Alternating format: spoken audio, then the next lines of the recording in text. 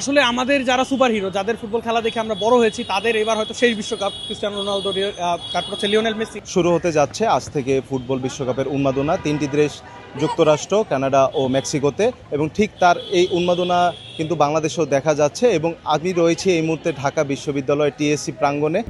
Lily whip shea mystic glowing body wash, secret to ultimate glow.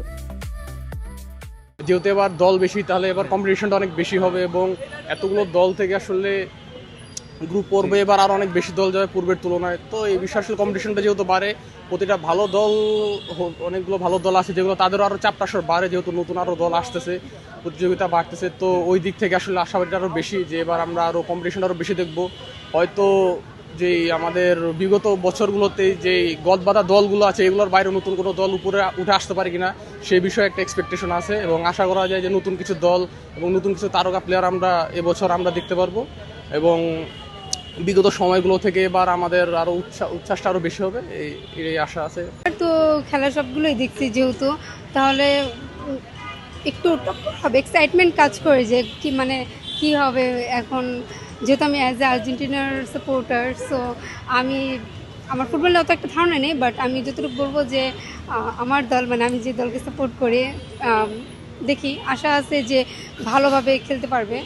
22 সালের থেকে 26 সালকে আরো বেশি উন্মাদনা দিতে পারবে কিনা, কারণ ইতিমধ্যে বাংলাদেশে দেখা যাচ্ছে সেই ক্রাউড। হ্যাঁ, দিতে পারবে ইনশাআল্লাহ। এটাই বলতেন যে 22 সাল থেকে 26 সাল। 22 সালে মূলত প্রত্যেকটা খেলাই খুব সুন্দর ছিল। মরক্কো প্রত্যেকটা দেশে খুব ভালো প্রেজেন্টেশন করছে খেলা। আর ইভেন আমার এতটুকু মনে হচ্ছে যে 22 সাল থেকে এই সালে আর একটু বেশি, মানে হাড্ডাহাড্ডি লড়াই হবে। হ্যাঁ, 48টা দল যেহেতু হাড্ডাহাড্ডি লড়াই হবে। আসলে বিশ্বকাপের ফুটবল তো আমি বলবো যে গ্রেটেস্ট অন আর্থ, আসলে এটাকে আমরা জানি। তবে আমি সবসময় মনে করি আসলে দলের সংখ্যা কম হওয়া উচিত, কারণ দলের সংখ্যা যত বেশি হয় আমার মনে খেলার গভীরতাটা একটু হারায়। কারণ আগে হচ্ছে 32টা দল, আমরা দেখেছি যে তখন হচ্ছে কোয়ালিফাই করতে গেলে অনেক প্রচুর পরিমাণ হার্ডওয়ার্ক করা লাগতেছে। ইতালির মতো দল বারবার তখন বাদ করতেছে। সব মিলে এবার আমার কাছে মনে হচ্ছে যে বিশ্বকাপটা খুব ভালো হবে। তবে ব্যক্তিগতভাবে মনে করি দলের সংখ্যা কম হতো। আসলে আমাদের যারা সুপার হিরো, যাদের ফুটবল খেলা দেখে আমরা বড় হয়েছি, তাদের এবার হয়তো শেষ বিশ্বকাপ। ক্রিস্টিয়ানো রোনালদো, তারপর হচ্ছে লিওনেল মেসি। তো সেই দিকে আসলে সবারই চোখ থাকবে পর্দায় এবং খুব বেশি আকর্ষণীয় বলে আমি মনে করি।